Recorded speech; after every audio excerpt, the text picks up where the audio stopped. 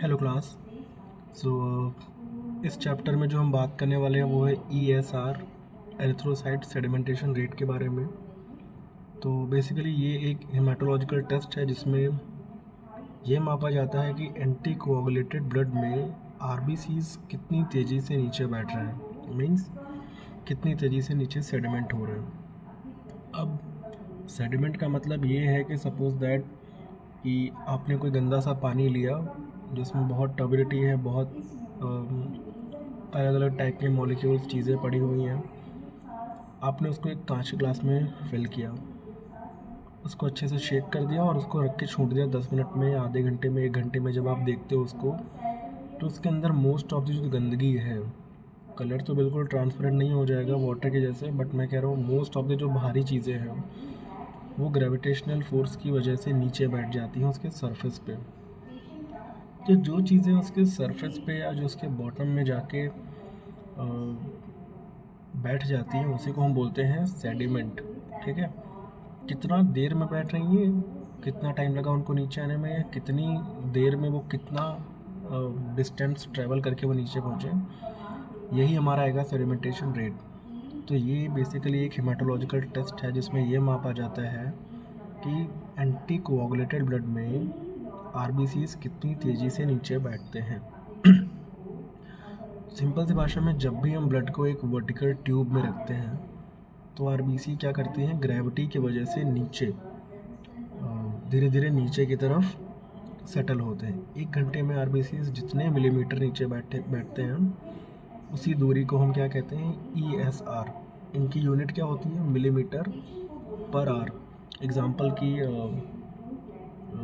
ESR अगर 20 mm पर आ रहा है तो इसका मतलब है कि 1 घंटे में RBC 20 mm नीचे सेडिमेंट हुए हैं।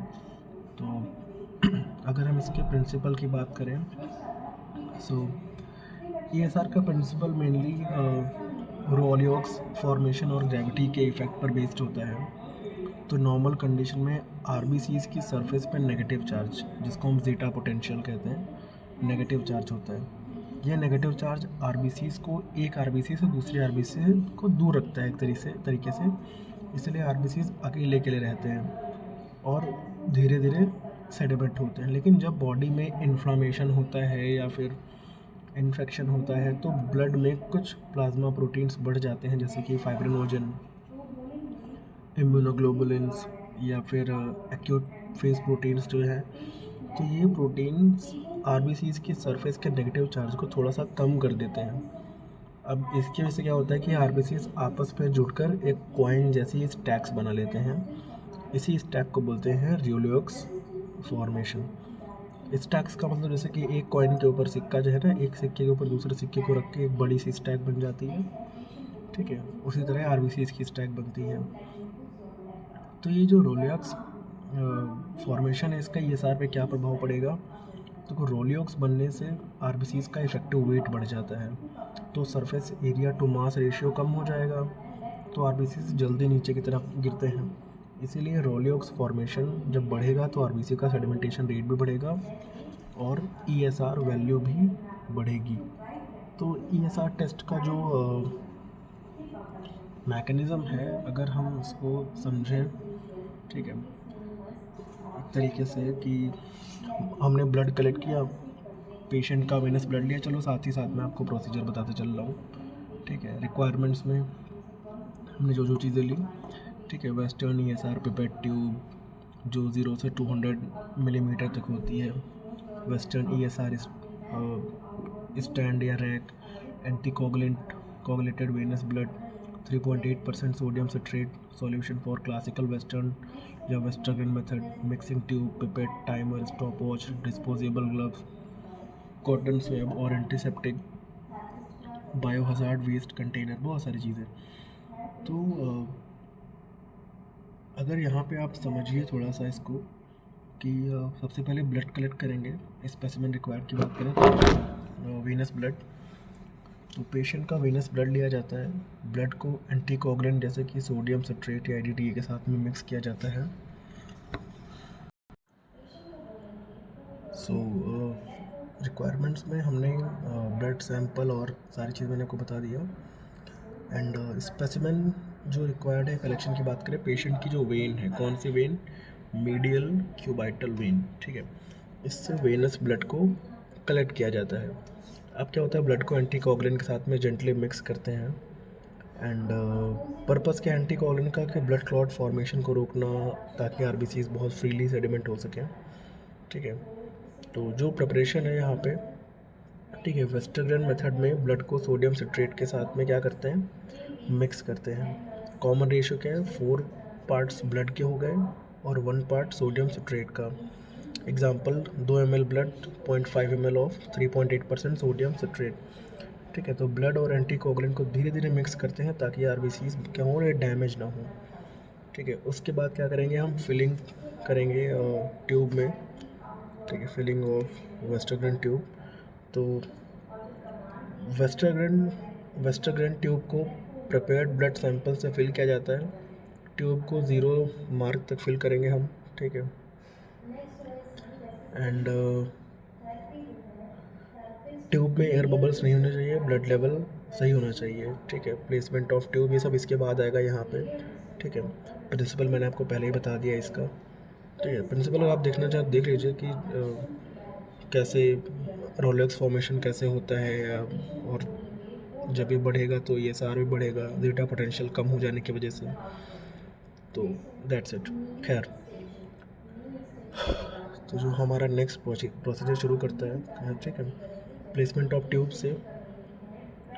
तो अप्रोप्रिएट सारे मटेरियल्स को आप अरेंज करेंगे क्लीन वर्किंग सरफेस पे। पेशेंट का नाम, identity, anticoagulant, western tube, ESR, timer सब चेक करोगे, ठीक है। ब्लड कलेक्ट हो गया, सारी चीज़ मैंने बताया, मीडियल क्यूबाइटल वेन से ब्लड को हमने मिक्स कर लिया, ठीक है। And filling the Westergren tube fill भी कर लिया हमने, कहाँ तक मार्क करना है, एयर बबल्स को हमने चेक कर लिया, ठीक है। अभी प्लेसमेंट ऑफ ट्यूब की बात करें, place the pipette in the stand. Tube को ही पिपेट बोलते हैं। तो जो फिल्ड वेस्टरग्रेन ट्यूब है, इसको ESR स्टैंड में रखा जाता है। ट्यूब को बिल्कुल वर्टिकल पोजीशन में रखना ज़रूरी है। क्यों? क्योंकि अगर ट्यूब टिल्टेड होगी तो सेडिमेंटेशन रेट गलत आ सकता है। और सेडिमेंटेशन जो प्रोसेस की बात करें अगर हम, ठीक है, टाइमर शुरू हो जाएगा। अब ट्यूब को रूम टेम्परेचर पे रखो बिना डिस्टर्बेंस के 1 घंटे तक, ठीक है। इस दौरान इनिशियल फेज़ जो है, ये आरबीसीज़ को धीरे धीरे एग्रीगेट होने लगते हैं।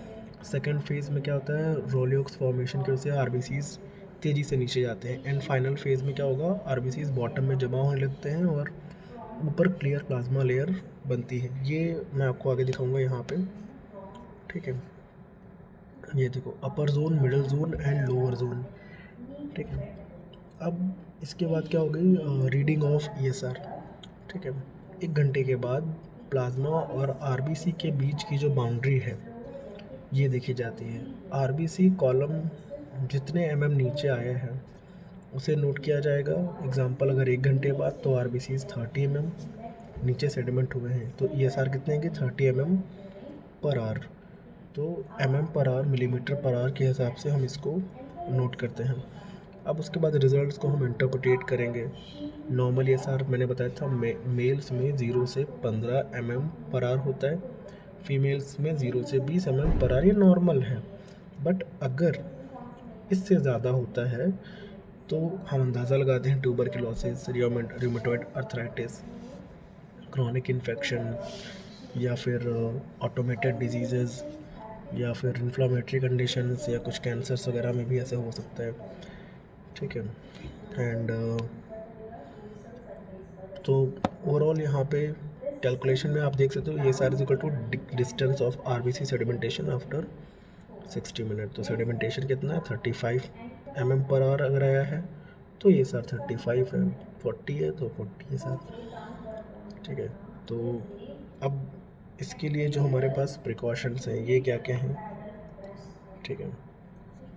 अगर हम प्रिकॉशंस की बात करें, ब्लड सैंपल फ्रेश होना चाहिए, use a properly anticoagulated blood specimen, ensure the sample is free from clots, mix the blood gently and adequately, fill the Westergren tube accurately to the 0 mm mark, avoid air bubbles, keep the tube exactly vertical, keep the apparatus on a stable vibration free surface, and do not disturb the tube during the test.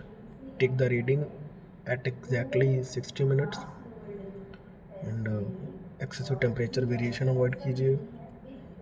Temperature बहुत ज़्यादा कम नहीं होना चाहिए। Reading exactly 1 घंटे बाद लीजिए। Clean और appropriate equipment use कीजिए। SOPs को फॉलो कीजिए।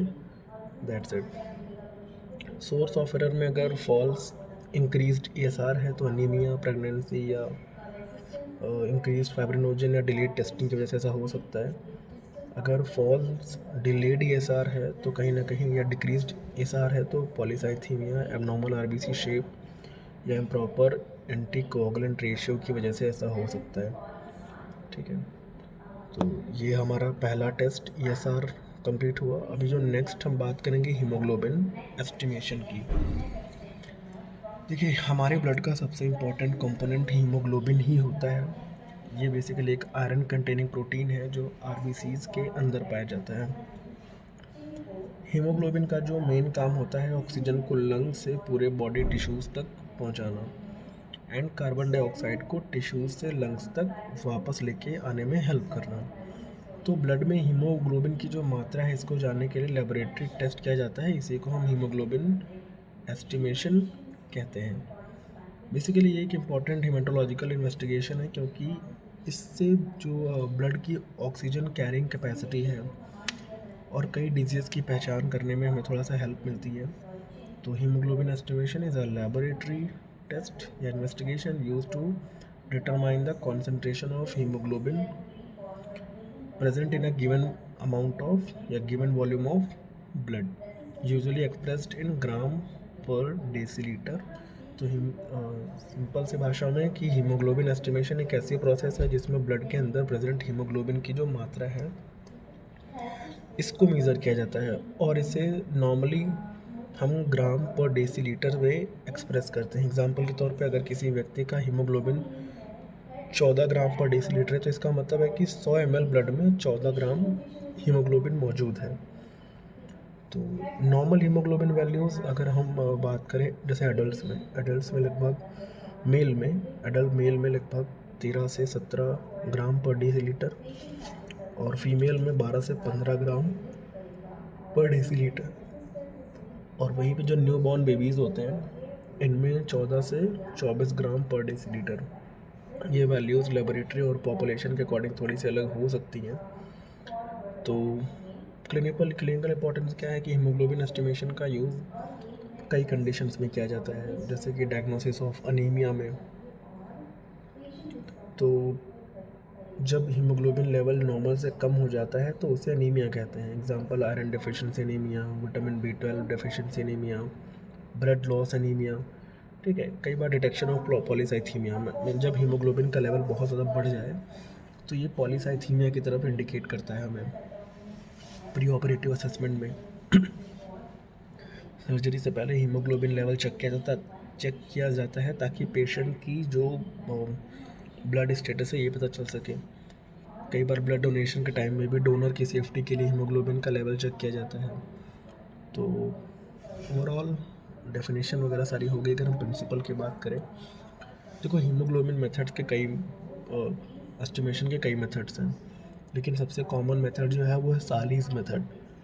इसको हम एसिड हेमाटिन मेथड भी कहते हैं, बट आपके इसमें हम पढ़ने वाले हैं मैथमोग्लोबिन के बिहाफ पे। ठीक है, तो सालीज़ मेथड में क्या होता है, इस मेथड में हीमोग्लोबिन को हाइड्रोक्लोरिक एसिड की हेल्प से हम कन्वर्ट करते हैं। तो ब्लड सैंपल को डाइल्यूट HCl में मिलाते हैं और हीमोग्लोबिन विद HCl ये एसिड हेमाटिन बनाता है, ब्राउन कलर का कंपाउंड। फिर एसिड हेमाटिन बनने की वजह सॉल्यूशन का कलर ब्राउन हो जाता है। तो इस ब्राउन कलर की इंटेंसिटी को हम स्टैंडर्ड ब्राउन कलर से कंपेयर करते हैं।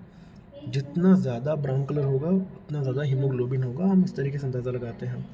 और कलर मैचिंग के बाद हम हीमोग्लोबिन की वैल्यू जो है वो ग्राम पर डेसीलीटर में पढ़ पाते हैं।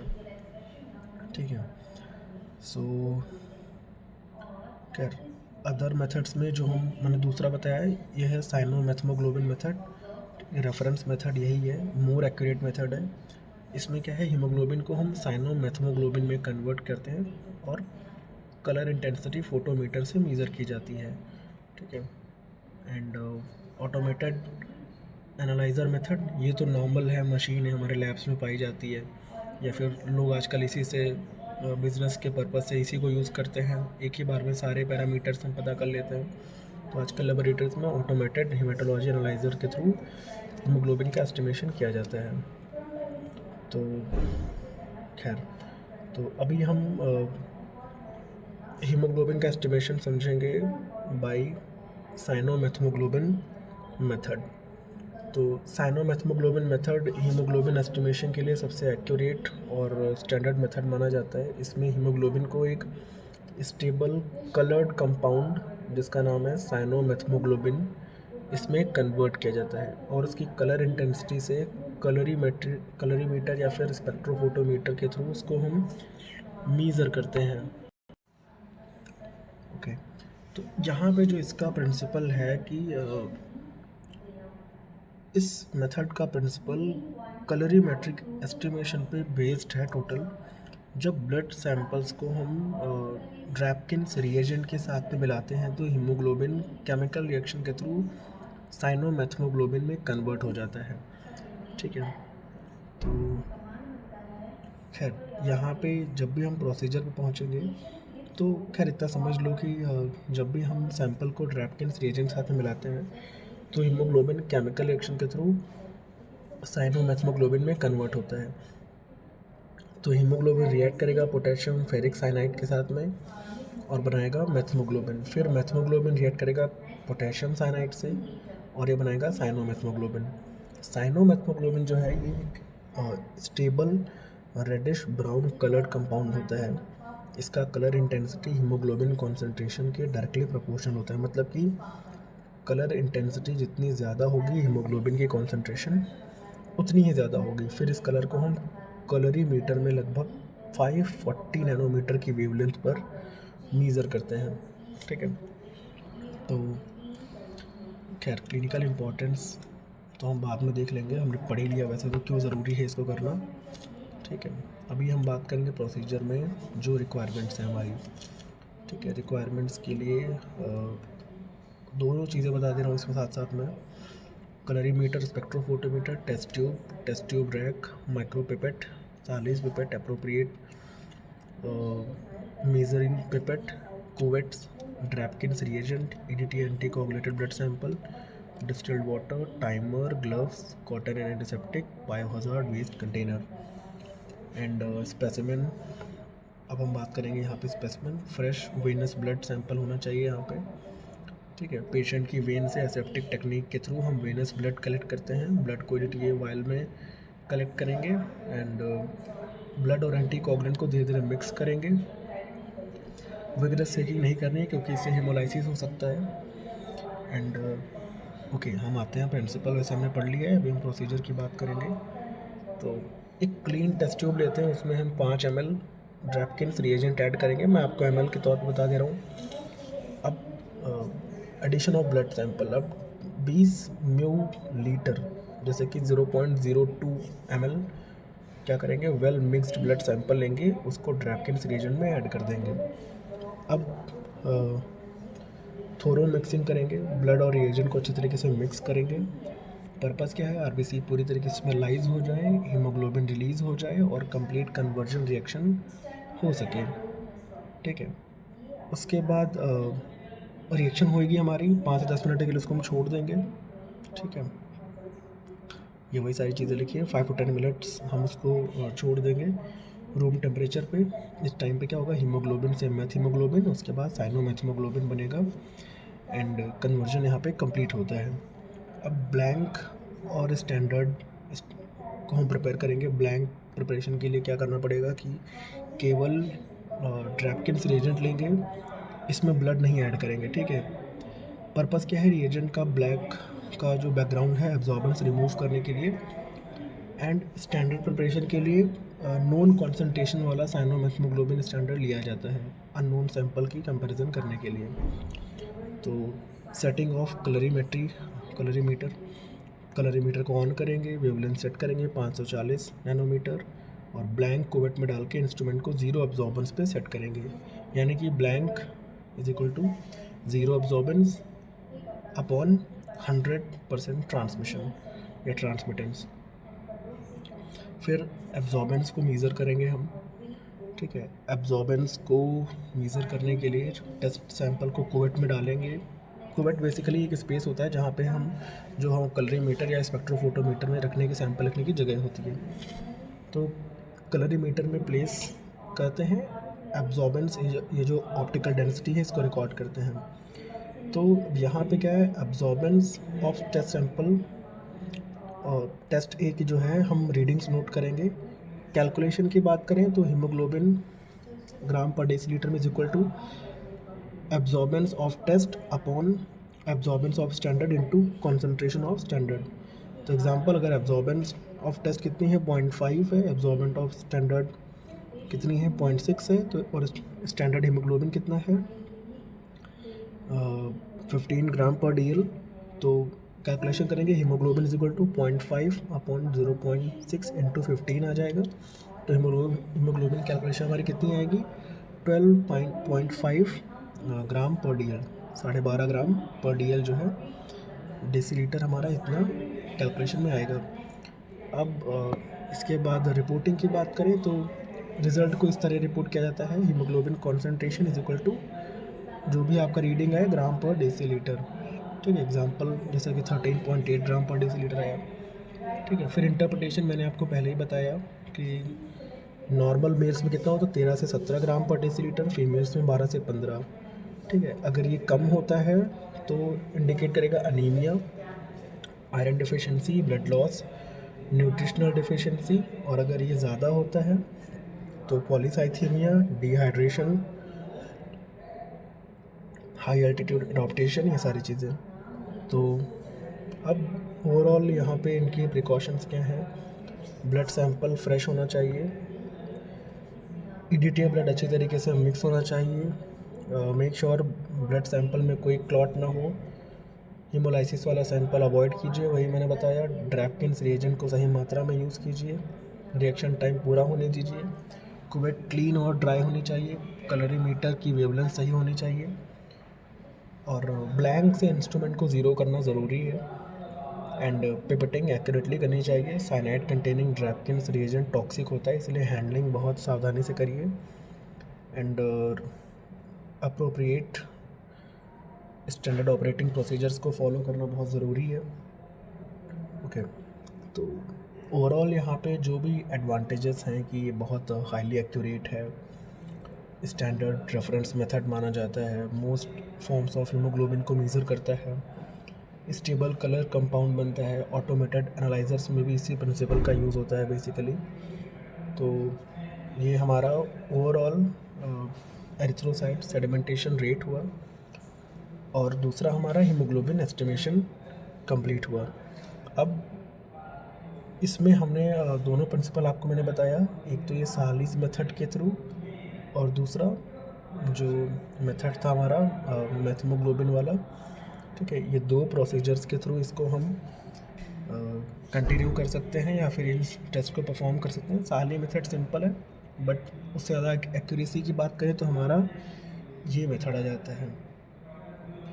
अभी जो हमारा खैर यहाँ तक तो हमारा कंप्लीट हुआ सब कुछ, ठीक है। अभी जो हमारा नेक्स्ट चैप्टर्स में आने वाला है, जो हम नेक्स्ट क्लास में पढ़ेंगे, ठीक है, वो है ब्लड शुगर, ठीक है।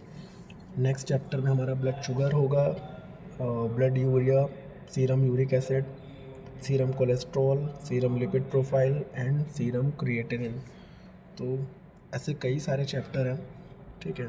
तो एक शॉर्ट में हम ब्लड शुगर टेस्ट को समझ लेते हैं कैसे करेंगे, ठीक है।